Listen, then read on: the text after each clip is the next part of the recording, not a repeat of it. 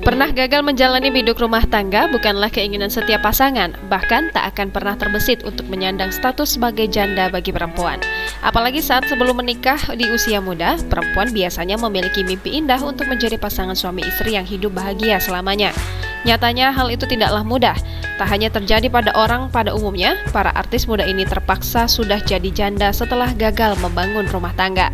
Namun meski terpaksa menyandang status janda di usia muda, para artis ini nyatanya mampu menjadi idola bagi kaum Adam. Berikut ini 7 artis muda tapi sudah jadi janda bikin hati pria mabuk kepayang. Manohara. Kisah cinta Manohara dengan Pangeran Kelantan Malaysia yakni Tengku Fahri sempat menghebohkan publik. Saat menikah dengan Tengku Fahri di tahun 2008, Manohara masih berusia 16 tahun. Namun keduanya bercerai setahun kemudian karena dikabarkan mendapatkan perlakuan tidak menyenangkan dari Tengku. Manohara lalu resmi menjanda di usia 19 tahun di tahun 2009. Wulan Guritno. Wulan Guritno pertama kali menikah di usia 17 tahun dengan Attila Aryusyah. Keduanya melangsungkan pernikahan di tahun 1998 dan dikaruniai putri pertama bernama Shalom Razade. Namun pada tahun 2000, Wulan Guritno menggugat cerai Attila karena tidak tahan dengan wataknya yang pencemburu dan suka berbuat kasar. Hingga pada akhirnya, Wulan Guritno resmi menyandang status janda pada usia 19 tahun. Shalin Evangelista.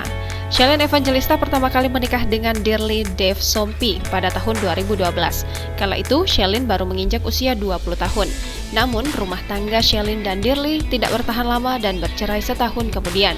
Alhasil, pada usia ke-21 tahun, Shalin Evangelista telah menyandang status janda. Kini Shalin telah menikah lagi dengan Stephen William sejak 2016. Tetapi rumah tangga Shalin dan Stephen kini diterpa isu perceraian. Ayu Ting Ting.